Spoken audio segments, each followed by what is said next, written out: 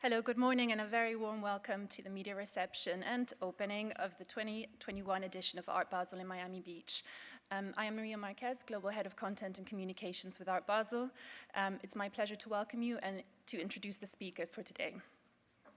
We are honored to have with us this morning Dan Gelber, the Mayor of the City of Miami Beach, who will begin today's event. We will then hear from Mark Spiegler, Art Basel's Global Director, who will give us introductory remarks about this year's much-anticipated edition. He will then pass the word to John Matthews, Head of UBS Private Wealth Management in the US, representing UBS, of course, our long-standing and esteemed lead partner. We will then hear from Margulies Collection, Curator of our Meridian sector, and the Director of the Museum Tamayo in Mexico City. We will leave some time for questions at the end. We will have some colleagues in the audience with roaming mics who can come find you if you just raise your hand. If you could kindly state your name and the name of your publication, that would be appreciated. Finally, we do warmly welcome you to the private view and champagne breakfast of Meridians, which is taking place right after this press conference. Thank you so much, and I now pass the word to Dan Gelber, Mayor of Miami Beach.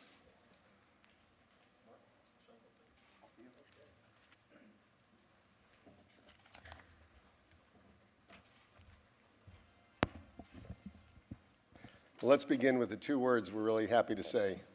Welcome back.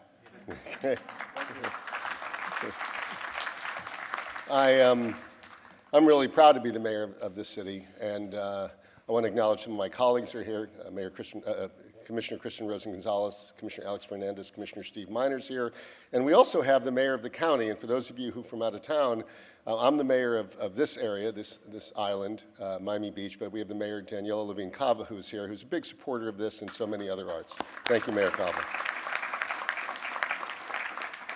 And I want to thank all of you, Mark, and thank you so much, UBS. Thank you for really putting this and making sure this is something that's happening. I see our city manager, Alina, stand up. This is Alina Hudek. She runs the thing. She's the city manager of Miami Beach. And I also want to thank all of our city staff who really work so hard to make sure that this event is successful. This doesn't come out of whole, this was made out of whole cloth 19 years ago. And I want to recognize two people who were so important in creating it because they saw a canvas in our city that really had not found its true inspiration yet. And Norman and Irma Brayman really have been unbelievable. So thank you both for all that you've done. So in the last 19 years, Art Basel has really become ingrained in the DNA of our community. I mean, you can't walk around our city really without seeing so much of its impact, not just in visual arts, but in performing arts, in venues, in gallerists, and of course Art Basel, while there are going to be over 250 gallerists in just this area here that we technically and officially call Art Basel, there's over, I think, 20 shows around the city during Art Week, and just 80,000 people are coming to our city at least for this event. And I just wanted to say that there is no question that Art Basel gave our city the opportunity to see the best version of itself. And we liked what we saw, and we have grown it and embraced it, and hopefully this will last forever. So thank you. But anything important doesn't come without challenges. The first Art Basel was delayed a year because of the 9/11 terrorist attack. And last year, of course, the pandemic. But fortunately, there were people who cared deeply about keeping this flame alive. In our own city, for instance, we gave stipends to gallerists to go into empty offices and vacated stores to just show their wares. Our hotels have done a no vacancy program to bring in art and make it public. And our city has a 2% art in public places stipend, so 2% of all public expenditures go to art. We now have, I think, over $20 million in art that our city owns, and almost all of it is frankly everywhere, because I think we all agree that the best thing about art is when everybody can see it and feel it and experience it, and we're very proud of that. I want to thank Art Basel for getting this thing off the ground this year. I know it's been tough, but I want to thank you for all of the protocols you put in place. Despite the inexplicable pronouncements from our state capital, you all have been terrific. And yes, I said that.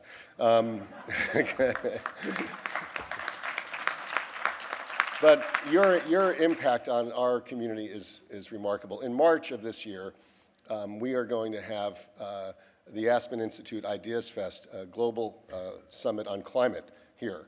And to a great extent, people have called it the Art Basel of climate change. When I say people, I mean me. But the truth of the matter is you really gave us the opportunity to see what we can be and what we should be, and I think that is what we will be. So I want to just thank you for all of your efforts. I want to thank you for your continued commitment. I want to thank the new people who are involved in Art Basel, who really have made sure that this light stays lit. And for those of you who don't know, I'm Jewish, and this is the Hanukkah season, and we know that keeping that light lit is really important. So we're very excited about it. So to the 80,000, I also want to thank Commissioner Ken Russell's here from the city of Miami. I neglected. Thanks, Ken, for coming.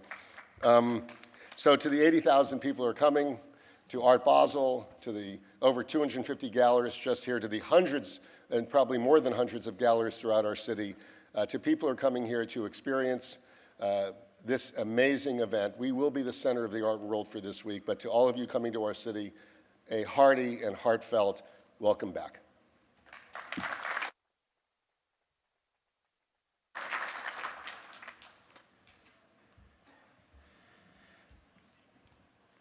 Good morning. Thank you very much, Dan, for that introduction. We missed a year, but we have two mayors here, so thank you also to Daniela for joining us. It's great, you know, and I'm afraid my speech may be twice as long, but we missed a year, so. And there's a lot of ground to cover. I know that I speak for many people in this room when I say it is amazing to be back in Miami Beach, to be back in this week. Today, Art Basel Miami Beach opens with 253 galleries, nearly half of which come from outside of the United States. Oh, actually, I can take my mask off, sorry. It's a habit I'm trying to stay in. And in doing so, we offer the art world yet another premiere edition of our show here. But this is not just another edition. It is a historic event for the American art world. Because this show marks the first truly international fair to take place since the start of the pandemic 18 months ago. 2 months ago, I was in Basel, barely an hour into the opening of our Swiss show, when the US government announced that it would allow entry to vaccinated visitors from Europe and Asia. And almost immediately, galleries who had withdrawn from this show due to travel restrictions started calling me and texting me and asking if they could uncancel. And of course, we said yes. And by the end of the week, more than 30 galleries had rejoined the ranks. And we knew for sure that this show would be a truly landmark event. During the pandemic, many people questioned the validity of art fairs. They said people would travel less. They said we would be replaced by digital events, by Zoom calls and online viewing rooms. And we used those, of course. But what we've seen this fall is that the art world has come roaring back. Whether it was at fairs, museum shows, in galleries, at auctions, people want to see art. And why is that? Because there is no substitute for discovering art in person and for buying and selling art in person. And while the pandemic was a time of digital innovation, the critically important rejuvenation of the art market was missing, by which I mean that few collectors and curators were discovering new artists, and few galleries were developing relationships with the patrons, which are necessary to keep their program going. And that's why it's so important for us, for our galleries, and for their artists, that this show is taking place again and at full scale. Now, all of that said, and as the recent news has shown us, the pandemic's disruptive effects on our lives are by no means ended. So we strongly believe that staging a fair of this dimension, bringing together thousands of people from all over the world, tens of thousands of people from all over the world, bears with it the responsibility of protecting our visitors, our galleries, and our team. In Basel this September, we hosted the first major international fair since the pandemic, and we did so safely. And it was successful for many of our galleries. And although we offered to pay the hotel and rebooking costs of any exhibitor who fell ill during the show, none of them did. So we know we can do this. We believe in this model. These wristbands were invented in September. And it was great because you didn't have to show your card over and over. You just got the wristband and you're good to go for the week. So then here in Miami Beach, we have put in place similarly comprehensive measures to create a safe environment, and we will do everything we can to keep our guests safe. And we know it won't be easy. As Dan referred, there are different opinions about this, but our opinion is very clear. We want to do this in the safest way possible for everybody present. At a national level, the period of the pandemic catalyzed many changes, and one of the most profound impacts involved the enormous urgency felt by many people of making progress in terms of racial justice and equity. This spring, we took the decision together with our selection committee, many of whom are present, to tackle the historic lack of diversity among the galleries at our shows. Now, this is a thorny topic. It's tied to the ways in which race and socioeconomic issues intertwine across American society. As a first step, we changed the eligibility criteria for galleries to apply to our shows, including the numbers of years they needed to be in existence and the requirement to have a physical space. And that's because we saw, suddenly, galleries being opened by people of color. Great galleries, but galleries that technically wouldn't be allowed to apply yet under the old rules. So we changed them. We said, let's take this hurdle away, because there are enough hurdles anyway. This change allowed us to welcome galleries such as the newly opened Nicola Vassell Gallery in New York and the roaming Kendra Jane Patrick Gallery. Both of them are owned by dynamic Black women with very strong art world track records, and it's great to have them here. You'll see amazing booths from both of those galleries in the Nova sector. Similarly, we are delighted to welcome, for the first time this year, 4 new galleries from Africa. First Floor Gallery Harare from Zimbabwe, Relay Gallery from Nigeria, Afri Art Gallery from Uganda, and Smack Gallery from South Africa. Now, we know this is only a beginning, and that the whole art world needs to be doing much more on this front. Yet never before has Art Basel featured such a diverse range of voices, and I think it's something we can be proud of, and also that makes the show more interesting. We come here to discover, and the broader the range of voices we have, the more there is to discover. And I saw this same dynamic at play last week as I toured Miami's thriving cultural scene. The city's private collections and museums are staging exciting, extraordinary shows this week, and many spotlight artists from a broader range of backgrounds. These exhibitions include the Rubel Museum's Solo Rooms by Hernan Bas, Yayoi Kusama, Odes Kwamakai Kuko, Genesis Tremaine, and Kennedy Yanko, who's all over town, by the way.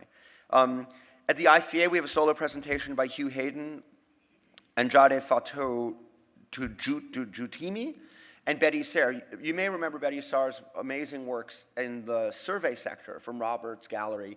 At the time, many people didn't know her. I just saw her work at the Fondazione Prada in Milan. It's great, and she had a show at MoMA. And it's wonderful to see artists who deserved recognition decades before finally get their due.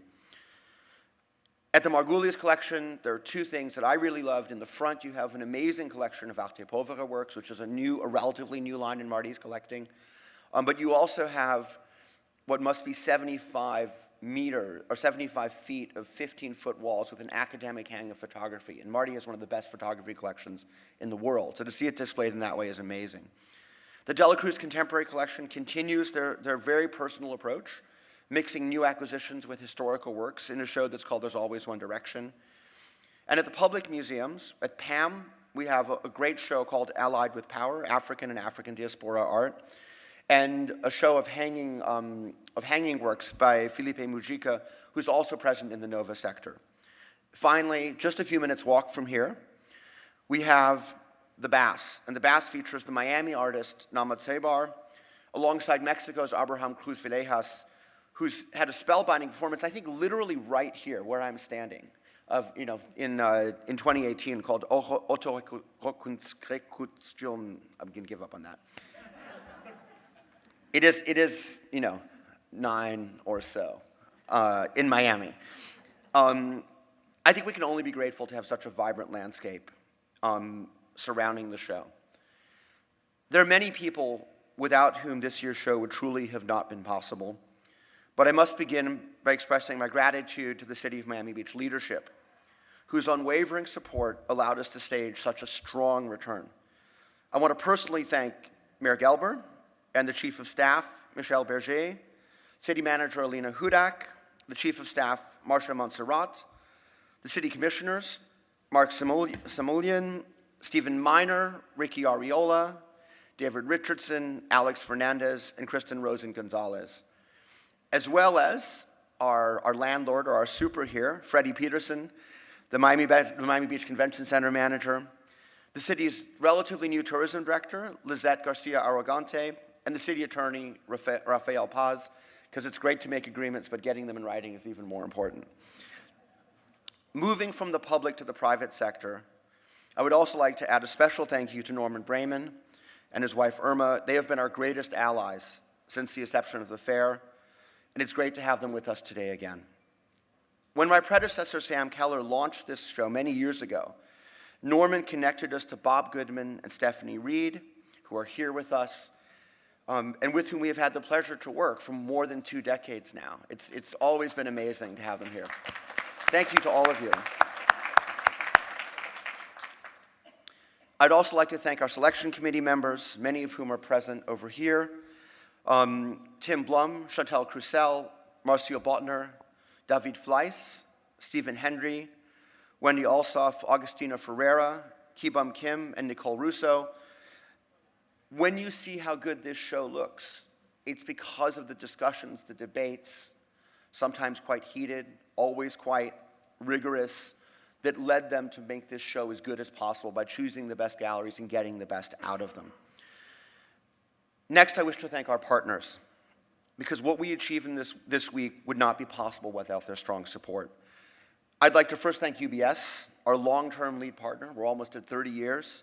And they've had an unwavering loyalty to us. They're always helping us do new things. A couple years ago, we launched the Art Market Report, which is now the definitive report on the state of the art market. With UBS, this year we launched Intersections, a really dynamic podcast, which I've had the pleasure of hosting, which is really about creativity and the way in which creative fields come together. We're also supported by BMW, with whom we created the Bmw Art Journey. They're collaborating with the artist Kennedy Yanko this year, who's currently an artist in residence at the Rubel, and she has a sculpture which will be just across the aisle here called Intrinsic Sage. You can check it out, I think, as of tomorrow. Our newest partner here is Tezos. Literally, when you walk over there and go down the escalator, you'll see them. Tezos is an energy-efficient, open-source blockchain platform. And this week, they'll be enabling an exclusive NFT art experience featuring the generative digital artist Mario Klingenman, as well as a full lineup of panel discussions featuring NFT artists and figures from the community. The topic is confusing, and I've dug into it, but it's a topic that I think many people want to learn about, and it's great to have such expertise there on this front. We're also supported globally by our loyal and dynamic partners on Audemars Piguet, La Prairie, San Lorenzo, and Ruin Art. And I have no words that suffice to thank my Art Basel team for their tireless efforts. Without their commitment and passion and extraordinary resilience, this week would never have happened. In that vein, I'd also like to thank my former colleague and still close friend, Noah Horowitz, who led this show through much of the pandemic and made many of the decisions that made this show great and will make this show great. So to my team, thank you very much. We couldn't have done it without you, and we know it wasn't easy. Last but not least, among the thanks, I want to thank you, the press, the media who joined us this morning, for giving the galleries and their artists their due, for projecting what they will bring into this convention center all over the world. Today marks the beginning of a joyous week, a week in which our world comes together, a week in which we will meet many friends, often for the first time in 2 years, reviving relationships long eclipsed by the pandemic. And that's incredibly important because the art world is driven forward by its individuals. Now, I truly don't want to undercut the celebratory nature of this week, but I must use my final minute to pay respects to 2 radically different men, both of whom passed away before their time. The first is Evan Reed, who was a pivotal pillar of the culture community in Miami. Evan was an unofficial member of the Art Basel team, traveling to shows with his wife Stephanie, and serving as our staunch ally in the local business community. He was, to use the Yiddish term, a mensch, an unbelievably great guy. He loved art, he loved Miami, and he loved the way this show singularly brought together his two great passions. And we will miss his exuberant energy every day of this week. The second person, very different, is Virgil Abloh, whose death at the age of 41, 2 days ago, shocked the entire world. Virgil and I were friendly, and I texted with him on Saturday, planning to meet up late one night this week, and he texted back, and we were talking about Ramalzi, this great artist who Jeffrey Deitch has, who he loved and who I loved, and he was excited to see it. And then the conversation stopped. Like me, Virgil grew up in Chicago, but his body and his ideas relentlessly roamed the globe. With a singular verb and an endless curiosity, he mixed and remixed fashion, music, design, and art.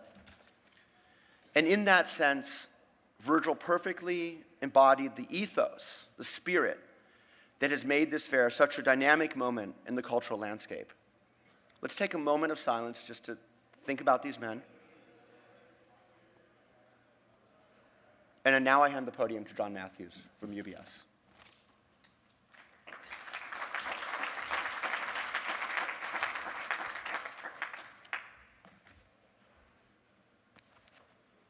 Mark and I did an event last week, and we talked before the event, and we said ties or no ties, and we agreed no ties. We forgot to convene a discussion this week, so no tie for me and ties for Mark. But thank you, Mark. Good morning, everyone. My name is John Matthews. I'm the head of UBS Private Wealth Management in the United States. It's a real honor to be here with all of you yet again. Mark, thank you so much for your introduction and being here with us. Mayor Gelber, always a pleasure to see you as well as all the city commissioners and council people and managers.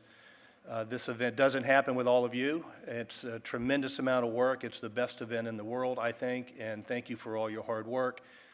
And probably most importantly, again, I'll say it to Norman and Irma Brayman, who I've had the opportunity to know for quite some time. It's just an honor to be here with you again. Thank you again for your support for this event. And I don't think it would have been here without you, so thank you. Another round of applause for the Braymans. So UBS has been the lead partner for Art Basel for almost 30 years. It's quite remarkable if you think about it. And our goal is really simple. It's to convene and connect our global community of collectors as they explore their passion for contemporary art. And there's no better place to do that than here. We've seen so much anticipation amongst our clients for Art Basel's return to Miami Beach this week. They continuously call and ask about it, and we're so excited, but probably none more than me. I've attended every Art Basel event since 2002, so this has become part of my blood, and it's just exciting to be back. After last year's hiatus, it's just such a pleasure to be back in person with everyone. And with everything going on in the world and what we've gone through, just to have a chance to see, talk to, in person, feel each other, I think it's really great. It's a gathering that we've all missed. And I'm energized to see the Miami art scene roar back to life, and I have no doubt that it'll do so. Mark mentioned this earlier. We've been doing a lot of work with Art Basel, and across the U.S., our recent mid-year art market review with Art Basel reveals a strong sign of collector engagement in the market, with over 80% of our collectors saying that they are very optimistic about the art market, both near-term and long-term. And you match that with the recent robust sales figures just have come out recently, and the confidence in the U.S. art market. This is assured to be one of the most exciting events and exciting weeks in quite some time. For most of you know this, but if you didn't, UBS has been collecting art since the 1960s, and we truly appreciate how art can enrich lives and communities. And Mayor Gelber, you said this earlier, I don't think there's a better example in the world today of a community that's been enriched by art than Miami Beach. since Art Basel moved here in 2002, and I know it'll just continue that way. To coincide with this fair, with the fair this year, we've also launched at UBS our virtual exhibition. It's at ubs.com/art, ubs.com/art, showcasing some incredible works from the UBS Art Collection. We invite you to take a look at it, at the collection, and it gives us a chance to reflect and reimagine a better and more sustainable world. It features artists such as Pamela Rosenkrantz, Olafur Eliasson, and Rashid Johnson, so I encourage you to take a look. And I'm really excited, in January, we have, and finally in January, we get to reopen our UBS Art Gallery that sits in the lobby of our corporate headquarters on the Avenue of the Americas. I encourage you all on your next trip to New York, please stop by. And the name of the exhibition is Reimagining New Perspectives. The exhibition will feature our most recent acquisitions, including artworks from Hugo MacLeod, Adam Pendleton, and Lauren Halsey. From our own UBS Art Collection to the programs we have for clients who have an interest in collecting art, we are committed to contributing to the conversation about where the art world is. But more importantly, where the art world is going. And that's what makes an event like Art Basel Miami Beach so important, because this is where the art world is going. So I'd like to thank all of you today. Thanks for being here. Thanks for all the hard work everyone put in to get this show and this fair up and running. It's going to be an exciting one. I wish you a great week. And Mark, to follow on what you said before, I wish everyone a week full of new discoveries. So thank you very much.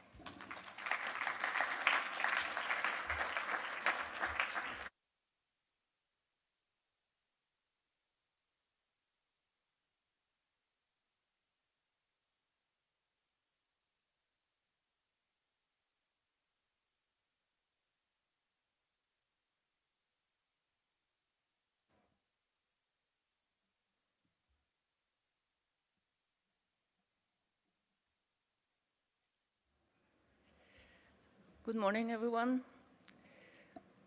I welcome you today to this year's Art Basel Miami Beach, and consequently to the second iteration of Meridians. As many of you know, this sector holds its name from the imaginary lines that run from north to south, thus drawing a parallel to the bridge between North and South America that the Miami Beach show encompasses. However, Miami being a cultural and social hub, Meridians was conceived to operate across different geographies in other regions of the world. The sector this year includes galleries from Brazil, the UK, France, the Netherlands, Japan, and the US, while some of the artists explore their diverse origins and roots from regions and countries such as Alaska, Ghana, or Nigeria. Just like in 2019, this year's Meridians again provides galleries with a unique opportunity to present ambitious art projects that go beyond the limits of the traditional or conventional art fair layout. And they revisit the idea of scale as it expands in time and space. The sector presents a selection of film, performances, and large-scale paintings and sculptures that reflect on many of the social changes that the world faced during this 2020, and which also led us, I believe, to develop a larger and stronger sense of community. Much of this can be sensed in this year's iteration, as many works touch on the urgencies of our time, questioning the traditional representations of class, race, and power. Such questions are addressed in the large-scale narrative paintings and assemblage of Maxwell Alexandre, Conrad Engier, Tunia Denny Jones, or Todd Gray, who reflect on racial discrimination, interweaving Western and African history, mythology, and diasporic thought. While some of these artists put forward lived experiences and individual expression, others address the encapsulation of gender and racialized bodies, as well as the complexities of indigenous identities and cultures. This is the case of Vaughan Spann, Brendan Fernandez, or Nicholas Galanin. What you will see are textures and patterns, double-sided paintings, rocking sculptures, performing dancers, quilted fabrics, cutouts of everyday objects, all pointing to a coding and decoding of urban life and social space, as in the work of Jacqueline de Jong, Sadie Laska, Hank Willis Thomas, or Howardina Pindell. By recovering the histories of art, activism, and social practices across different geographies, the works of the sector advance a dialogue among artists of different generations. This intergenerational crisscross point to the different processes and strategies used by the artists for an examination of contemporary thought and experience as they engage many of the concerns that impact our society and will undoubtedly contribute to reassess our current realities. And just like to end up, I guess, this session, I would like to thank all the participating artists and galleries for being part of Meridians again. As everyone said, it was like, and as everyone knows, a very tough year. And I guess if it wasn't for this, we wouldn't have like a continuous challenge of our thoughts, and we wouldn't get the world moving. So thank you.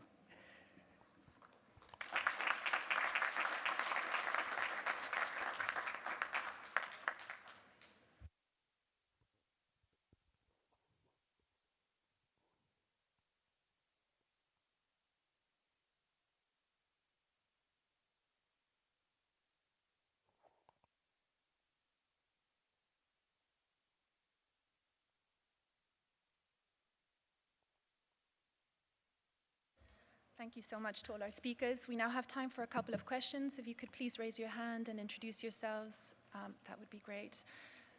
Just here. Keep your hand up so that people can stare.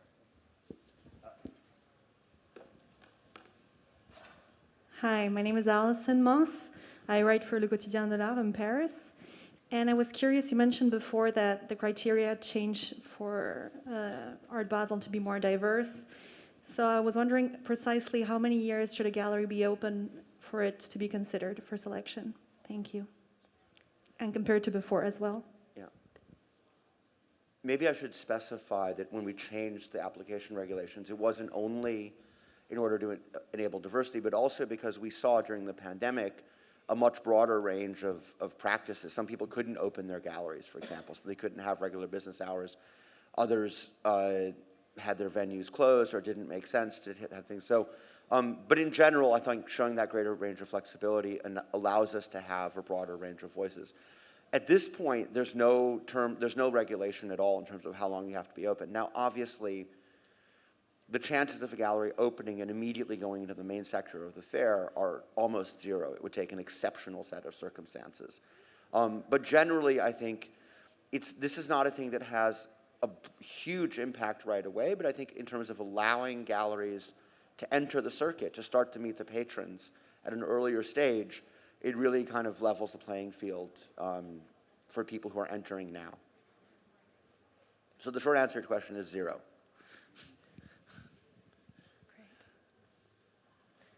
There was another hand, yeah. I can yell pretty loud. Jane Wooldridge with the Miami Herald. So obviously we've had a unfortunate resurgence with the Omicron. Did that affect any of the galleries or gallerists planning to come, or have you had any, response that people who were planning to attend have rethought that decision?